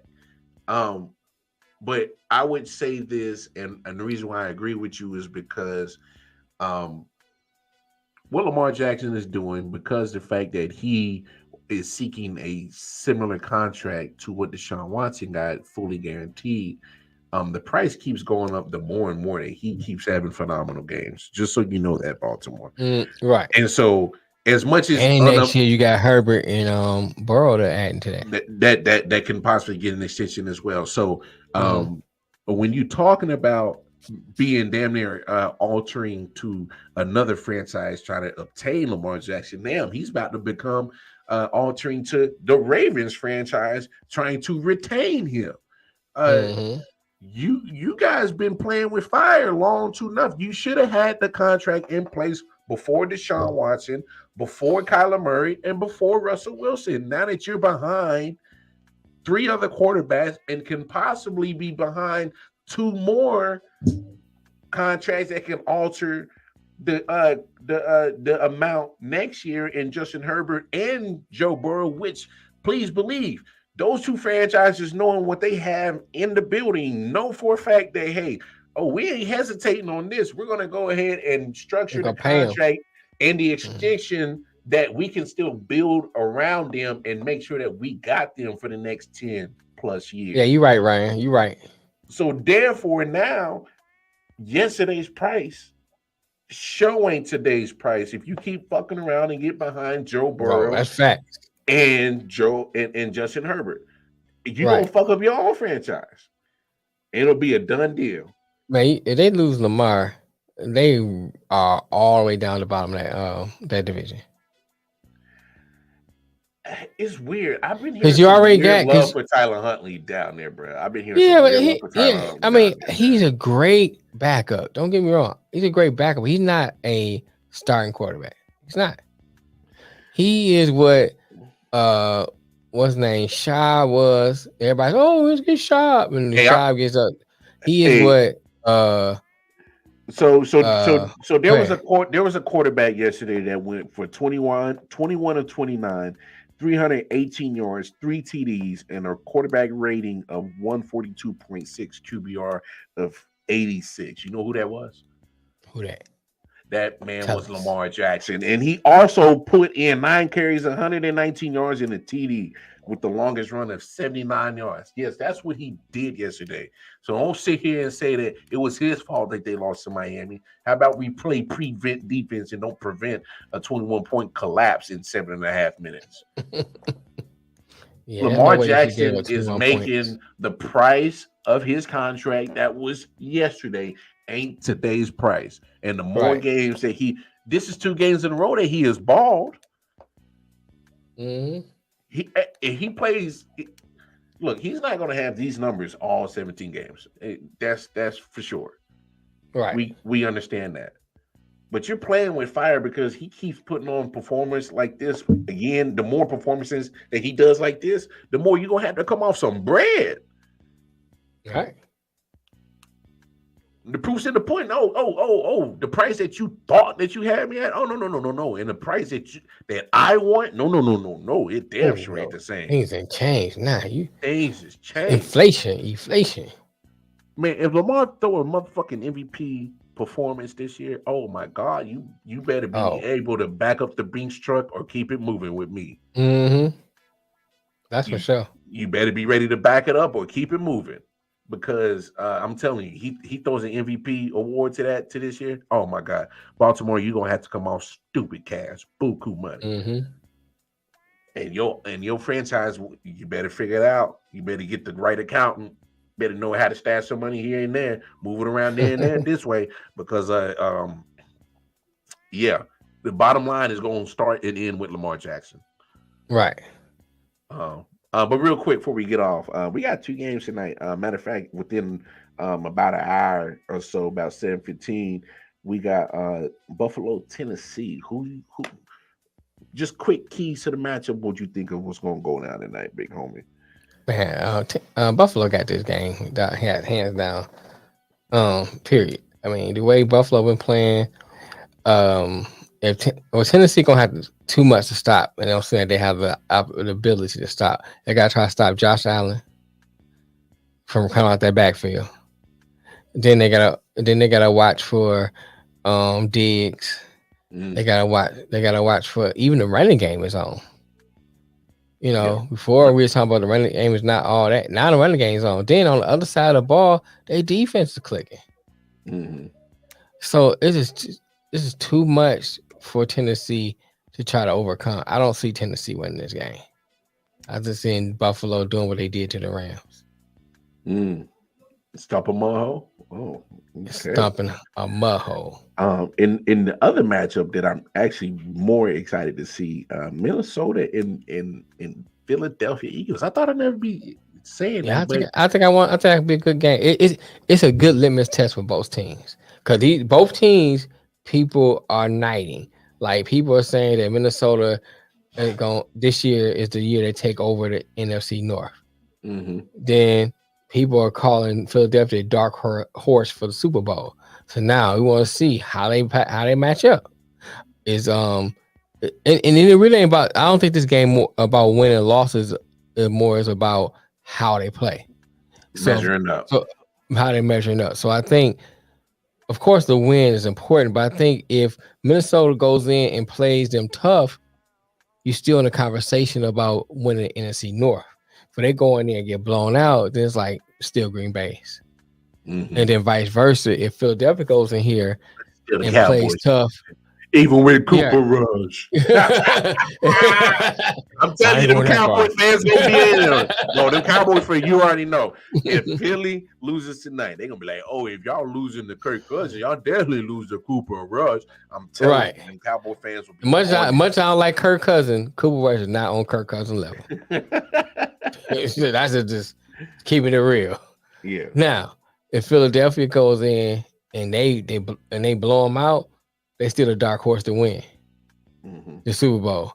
If they go in and just get blown out, then people probably going back to saying, when Dak come back, Cowboys taking that division, or the Commanders division to win. Even with Carson Wentz.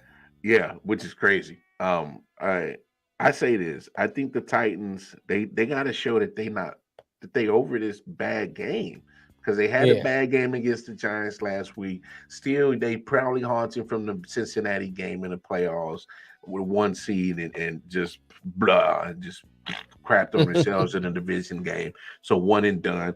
And maybe they need to get over that hangover. But I think this will be a night that they can show that even if they lose in a tough game, a real close game, a field goal game, a 1-point game, but they can show that, hey, all right, we are still part of that whole cluster of AFC teams to look out for. Other than that, right now, because of the way that they looked and been looking of the last 2 games we've seen them play, y'all don't even threaten nobody in the AFC. And you don't want to get into that level. So that's what I'm looking for in them. Obviously, y'all have no dog in either race. Right. So obviously, if Buffalo does what Buffalo do, what they've been doing, it'd be a long night for damn Tennessee. I say that. Minnesota and Philly, I'm just like you. It needs to be, what narrative can you paint? Obviously, a tough game with the Detroit Lions. They come out with a victory. And now you want to improve on the good things that you saw from Jalen Hurts, that you saw from A.J. Brown. Good running game. You want to improve on that. But you also want to see how can the defense can maintain an offense. No disrespect to the Detroit offense, but I'm looking at your offense on paper to what Minnesota has on offense on paper. And if I don't think your explosiveness doesn't match theirs. But Minnesota, if Detroit offense could put up those type of numbers against that Philly defense, then it's probably easier to go to 1 and 2 and think that that Minnesota defense offense being more explosive, then they should have a field day. There's no Justin Jefferson, there's no Adam Thielen on Detroit's team. Now, Detroit has proven in 2 games that they got some offense now, but name recognition, it just doesn't compare. Even Dalvin Cook is still pretty damn good. You probably put him in top 3 running backs. DeAndre Swift ain't too far now. He ain't too far. Let's not sleep on that. But if that offense was able to produce like that, then I'm looking at Philly's defense, because Minnesota's defense has proven that they can take on a 2-time MVP quarterback and make him look like a little cowardly lion. So I'm looking at solely on Philly's defense. Can they slow down Justin Jefferson, Adam Thielen, Dalvin Cook? And say what you want. Hey, Kirk Cousins, I'm gonna say this, Kirk Kinfolk. Hey, Detroit's O line is better than Minnesota's O line. And I think that was the X factor in that game. But I'm gonna say this. Another thing too, Kirk Cousins has something to prove too. He got to prove that he can win On a prime night time. game on Yep. prime time. He Yep. he got to get that monkey off his back. Sure do. Sure do. So that's another pressure too that he has. Oh yeah, and he's in Philly. You already know how that fan Right. base is gonna be loud and crazy Mhm. and saying all kind of shit. And they're gonna make it personal too. They beat up Santa Claus, dog. Right. Like, come on. So yeah, I'm looking for both of those, and then we'll reconvene on the late night owl show and talk about both those games for sure. And in a wild and crazy week to it in the NFL. And hell, we didn't even tap into college. Thanks, football. Matt. Oh So, yeah. Hey, I want to get into that too. But well. Yeah, but nah, it's all good. But look, we Shout appreciate out to Wolverines 59-0, beating UConn 59-0. Come on. Hey, What I'm you're supposed saying, to. You're supposed to. I mean, Nick was giving Ohio Sir? State, and they beat up on Toledo. Sir, you're supposed to. I'm just saying, Nick was giving props to Ohio State. Just You are beating up on supposed to. Toledo. You are Toledo supposed scored 21 points. You are supposed to. Toledo scored 21 points. Yeah, and UConn scored nothing. I know. I'm just saying. You're hanging your hat on that. Hey, bravo. No. Hey, I'm gonna give you your props, bro. I'm gonna give you your props. But no, look, appreciate the love and support. Please make sure you're going over to I.O.W Sports Network on YouTube, Facebook, Instagram, I.O.W Sports 1 on Twitter. Hit us up on all the social media platforms. Like, share, follow, subscribe, spread the word of what we got going on with this I.O.W Sports Network movement. Until Thursday. And one more time for Ant. Now talk that shit that you was talking to your bro. I told you, Ant, he was looking for you too. Have you seen him? Tell me, have you seen him? Until next time, Thursday, 4 p.m. Eastern Standard Time. Yeah. That's We'll it. see. Yeah, that's it. Episode 188. Welcome more. Detroit Mail. We out. Peace and love, y'all. Peace.